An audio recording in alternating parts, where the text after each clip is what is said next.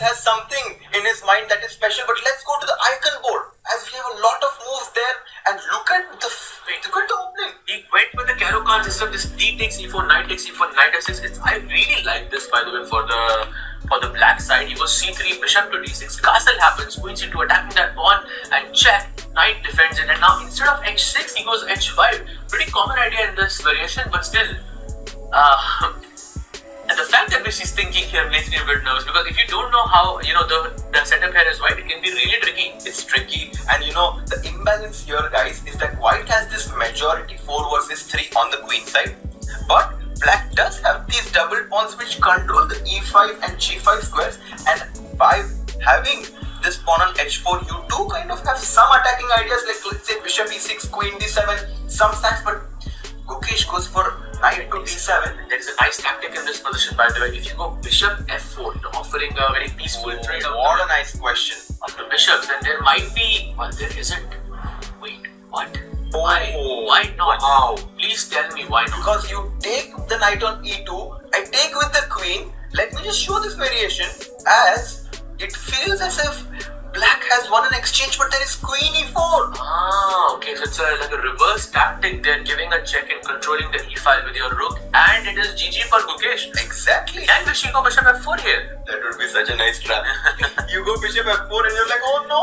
It would be so anticlimactic though. Come on, we want to see like a match where they go into the time, crunch, yeah? Time crunch, and people are just playing super quickly. Pieces falling. Wow! And you know what I would do here, Sach? Have you done this before? I play this trap and I'm like, oh no! Rook takes, and you just keep looking there. Yeah, you're like this. No. I think Vishy is looking at the E2 Knight, maybe, yeah? You never know. So tricky, Vishy. If you take the Knight on E2, just to show everyone again, you take with the Queen, you lose the Bishop on F4, and black has 2 pieces for the rook here, but Queen to E4 attacks the Bishop, and the Queen is going to jump into H7, and the Black King is coming under a lot of fire here. Absolutely, and wait, he is thinking, okay, he goes Knight to F8, very, very safe, solid. It is important. So now Rookie 2 is a big threat, yeah? Because he guards the H7 square, so now the pressure is on Vishy to either take on D6 or play. I don't even know what you play here. Bishop D6 Queen D6 looks very bad. And Saj, feel like your advantage is gone, no? Yeah, this is one of the things when you play a move like Bishop F4. If your opponent takes the Knight on E2, you look like a genius. But now after Knight F8, Gukesh is like, wait a second, how exactly are you going to defend against this threat? Because if you come back Bishop E3, this just means I've gotten 2 extra moves. Yeah, absolutely. And he goes Bishop E3, wait, does? No, he goes Queen D2, Knight G6, and black is suddenly very comfortable. Yeah, takes, and now I'm assuming Bishop takes is a bad move for white here. Having played this opening a lot of times online, I was never comfortable going into it as well, because it feels like every trade you do with the white pieces only helps black. This structure on the queen side having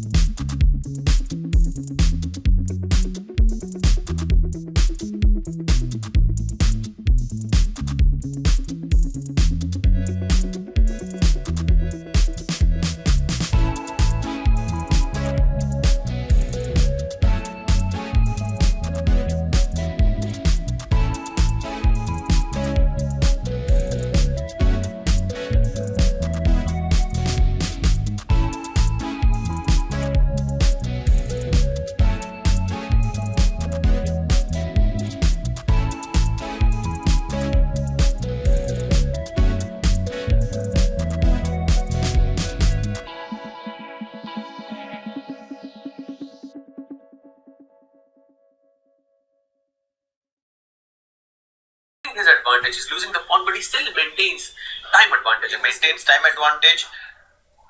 This game it would be a great result if Gukesh can hold this. Vishy making a small inaccuracy, they're still having chances. What does he do here? B4. Yeah, but he loses his extra pawn edge. But he still has more time. He can still try to play for a win. He has to just continue playing, and try to play on Gukesh's time. I think that's... Yes. Bishop B3, C5. Do you think this game will end in a draw? I think Gukesh definitely should play because Gukesh doesn't have enough time. And I mean, if with correct play, it should be a draw, but I think it's not so simple. Rook C2 was the best move in the position. Knight comes to E4. And now the plan is to put the knight on D6 somehow. And I like the formation of Vishy's pawn structure on the king side. It really restricts the black bishop because it controls all the important light squares in the game. But look at Gukesh, he is playing accurately. Rook to B2 now, attacks the pawn on B4. He has 55 seconds on his clock. Absolutely, and now attacking the B4 pawn, and now it's Vishy's turn. Does he go B5? Does he go Rook E7? B5 looks very, very choice. Not an easy choice. If you go B5, Rook C2 back. Vishy also feeling the pressure here. How could you not feel the pressure here? Rook D1, Bishop C6, only move, and done. Rook D4. Wow, he's holding on, he gives a checking. Oh, he goes G5, defending both of these. And knight takes B7, look at Gukesh. He's like, what did I just do? And that's not a mistake though, he's fine. He can play Rook B1, Rook B2. But he goes G4. Oh, that's a blunder. He goes G4. Huge blunder. Oh, that's the effect of time. That is the effect of time. Completely winning for Vishy now. Bishop takes F3. So winning. Just put the knight away, knight is, and Vishy is going to deliver a win here again. Rook takes F4 hanging. It's a good pawns galore. Gukesh panicked there when Vishy captured the pawn on B7, and look at Vishy, he knows it. He knows it that he's winning. And he has 4 minutes to process it as well. It's not like he's in time. There's a huge win for Vishy and the Ganges Grandmasters. And time again, he's able to rise up. Second time he's beating Gukesh with the white pieces now. To the occasion here, Gukesh faltering. Absolutely. This is basically over 20 seconds for Gukesh. He plays king G6. Take the pawn. Take the pawn, push the pawn. I mean, this is... And you just push the textbook stuff. This is huge for Vishy. Did you see that? He kind of stared at Gukesh like, Gukesh, do you still want to play this? Of course Gukesh will play because this game has a lot of importance. On the match score, your pawn to B5 gives up a pawn, goes into the rook pawn endgame. Too good. Yeah? Just knight takes B5, you put the rook on C4 and you just push the pawns in. Yeah. That is it. Yeah, we're going to see resignation by Gukesh. Yes! What a win by the 5-time world champion. Absolutely legend. Absolute legend of the game. And with that, the Ganges Grandmaster are